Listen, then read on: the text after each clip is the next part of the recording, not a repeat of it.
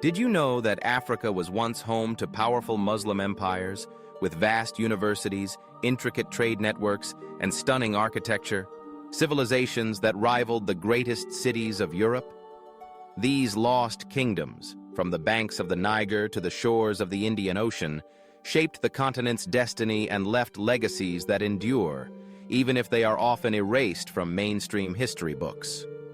Today, we'll journey back in time to rediscover the Songhai Empire, the Kanem-Bornu Kingdom, and the Swahili Coast Sultanates.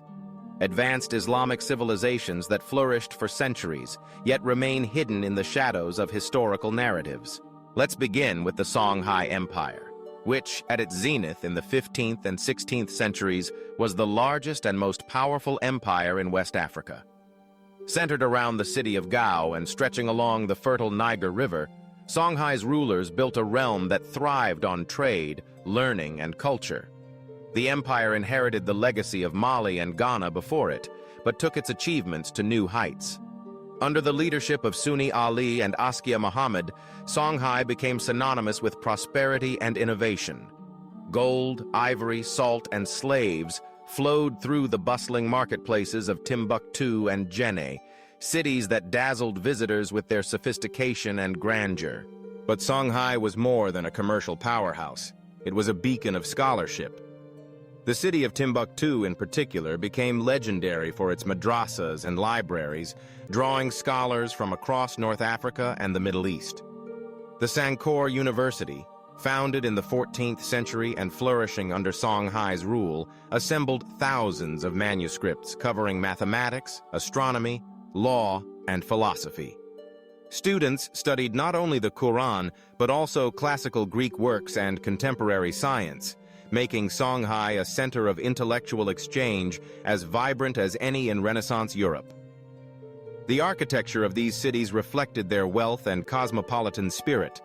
Soaring mud-brick mosques, elaborate palaces, and intricate courtyards, all designed to withstand the harsh Sahel climate and inspire awe in those who entered their gates. Yet, as Songhai's power grew, so did the envy of its neighbors. In 1591, the empire fell to a Moroccan invasion, its mighty cities sacked, and its libraries scattered. Though its legacy faded, the memory of Songhai's golden age lives on, in the oral traditions, ruins, and manuscripts quietly preserved by generations who refused to let their history be forgotten.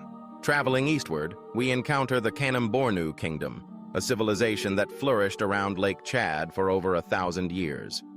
The Kanem dynasty emerged as early as the 9th century, forging a realm that spanned the heart of Central Africa.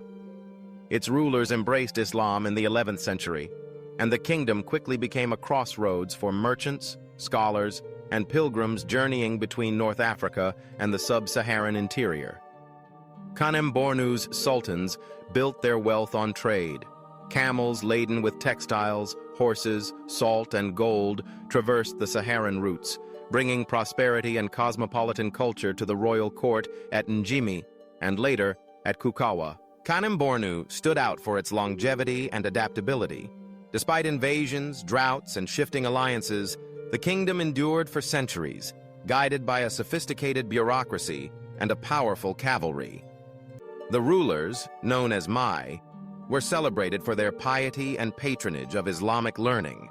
Scholars and jurists thrived in their courts, and the kingdom became a center for Islamic law, education, and architecture. Its mosques, palaces, and city walls were built to impress and protect, blending local styles with the grandeur of Islamic civilization.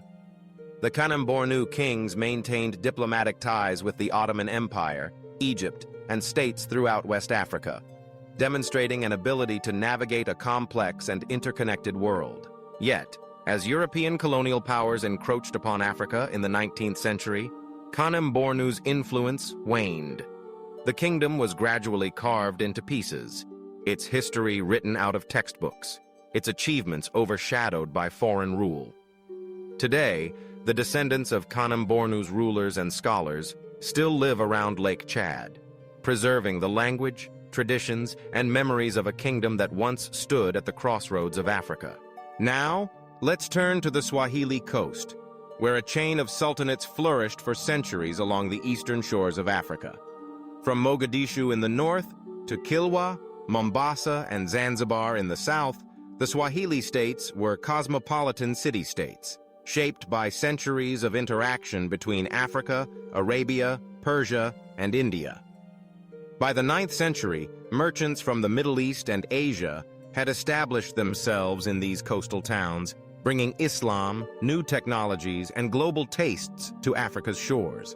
The Swahili sultanates became renowned for their maritime prowess.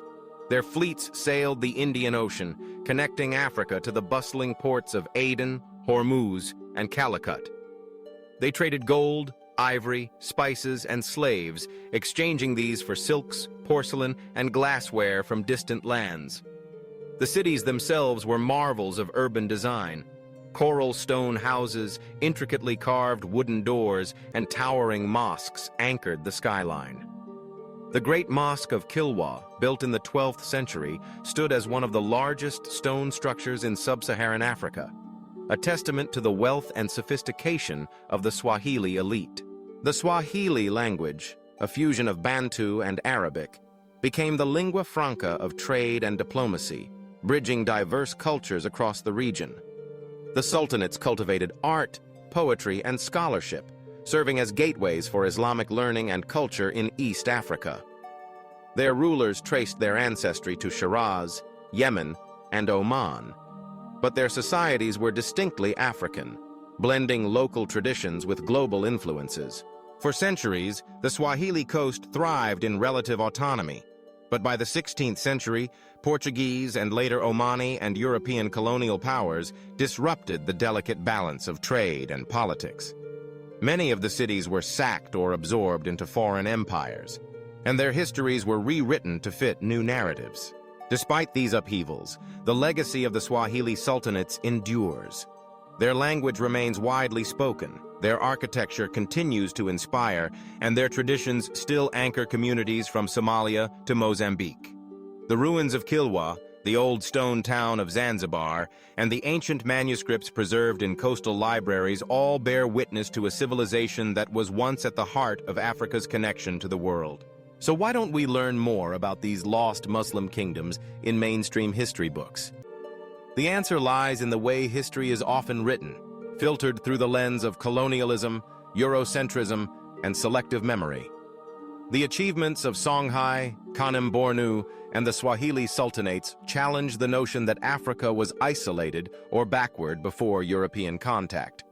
Instead, these kingdoms prove that Africa was dynamic, innovative, and deeply connected to global currents of trade, scholarship, and culture. Today, historians, archaeologists, and communities across the continent are working to restore these stories to their rightful place. Ancient manuscripts are being digitized, oral histories recorded, and ruins carefully preserved.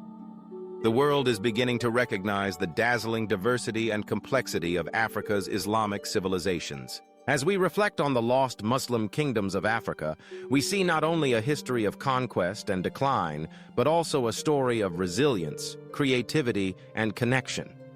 These empires remind us that Africa's past is rich and multifaceted, filled with scholars, merchants, builders, and rulers who shaped the world in ways we are only beginning to understand. It's time to celebrate and share their legacy, ensuring that their stories are no longer left in the shadows, but shine brightly for generations to come.